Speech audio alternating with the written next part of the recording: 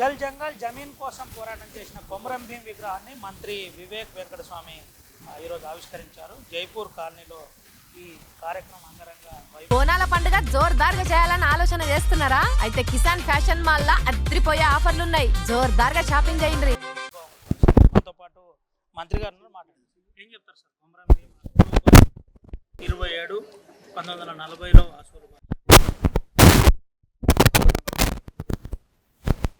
ఆదివాసుల హక్కుల గురించి నిరంతరం పోరాటం చేయడం.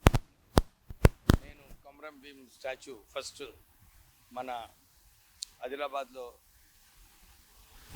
జోడుఘాట్లో అక్కడ పోయి వారికి నమస్కరించుకొని దండాలేసి వారి గురించి చదివినప్పుడు వారి గురించి తెలుసుకున్నప్పుడు నిజంగానే ఒక ఇన్స్పైరింగ్ రోల్ మోడల్ అన్నమాట కొమరం భీం. ఆ రోజులలో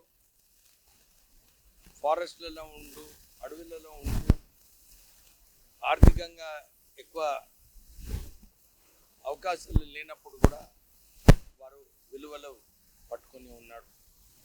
ఒక ఇన్స్పిరేషన్ అన్నమాట ఇతర ఆదివాసులకు, ఇతర జనరల్ ప్రజలకు అందరికీ కూడా వాళ్ళు ఒక రోల్ మోడల్. వారి లెక్క ఉండాలి. ఈరోజు కూడా మనం ఆదివాసులు అందరూ కూడా పకడ్బందీగా ఉంటుంది. హక్కుల కోసం వారు ఎవరైనా వారి అన్యాయం చేస్తే వారు ఎదుర్కోవటానికి అప్పుడు కూడా నిజాం చేసిన సమస్యల పైన కూడా ఆయన గంభీరమైన పోరాటం చేశారు. సో వారి దగ్గర నుంచి ఇవన్నీ కూడా మనకు ఒక శక్తి వస్తుంది. అందు గురించి నేను అందరూ ఆదివాసులకు ఇదే చెప్తున్నాను. మీరు ఎక్కువ సంఖ్యలో ఉన్నప్పుడు ఒక మంచి కొమరం భీం స్టాచ్యూ మీరందరూ కూడా పెట్టుకుంటే మన చెన్నూరు నియోజకవర్గం అన్ని చోట్ల కూడా నేను కూడా ఒక మంచి కార్యక్రమం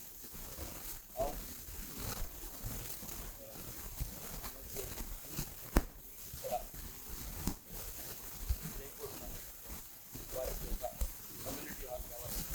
20 లక్షల జమీన్ లేదన్నారు. జమీన్ కోసమే కొట్లాడిండు మన కొమరం భీం గారు.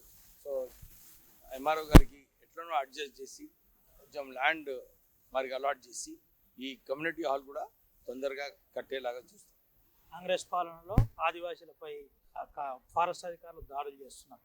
మీ నియోజకవర్గంలోనే పట్టు పురుగులు ఎవరైతే సాగు చేస్తున్నారో వారిని అడ్డుకుంటున్నారు. కలెక్టర్ గారు చెప్పినా ఫారెస్ట్ వాళ్ళు వినే పరిస్థితి లేదు. రిపీటెడ్గా ఇబ్బంది పెడుతున్నారు. దీని మీద మీరేం చెప్తారు? ఇది నేను ఆల్రెడీ ఫారెస్ట్ డిపార్ట్మెంట్ వాళ్ళకి, డిఎఫ్ఓకి, ఇతర వాళ్ళకి, ఎందుకంటే అందరూ కూడా ఒక విషయం అర్థం చేసుకోవాలి. చెన్నూరు నియోజకవర్గంలో ఉన్న ప్రజలందరూ కూడా ఇంతకుముందు ఏదైతే ఫారెస్ట్ డిపార్ట్మెంట్ ఉండనో, ఇప్పుడు ఏదైతే ఫారెస్ట్ డిపార్ట్మెంట్ ఉండనో చాలా మార్పులు వచ్చినాయి చట్టంలో.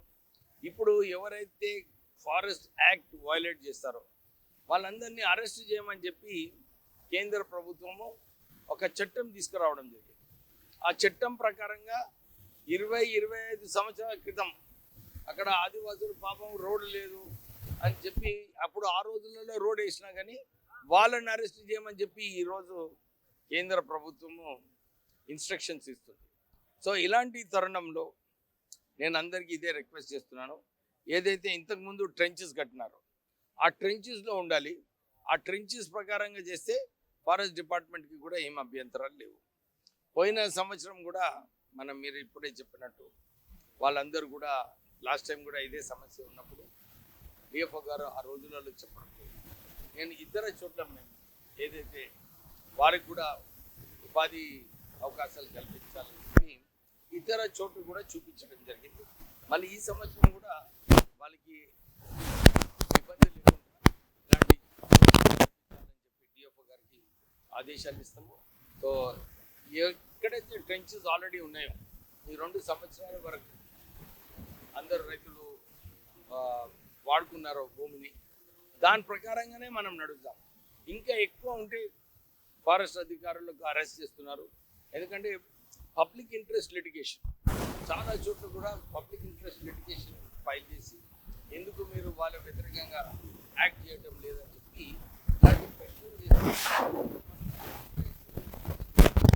ఆదివాసులకు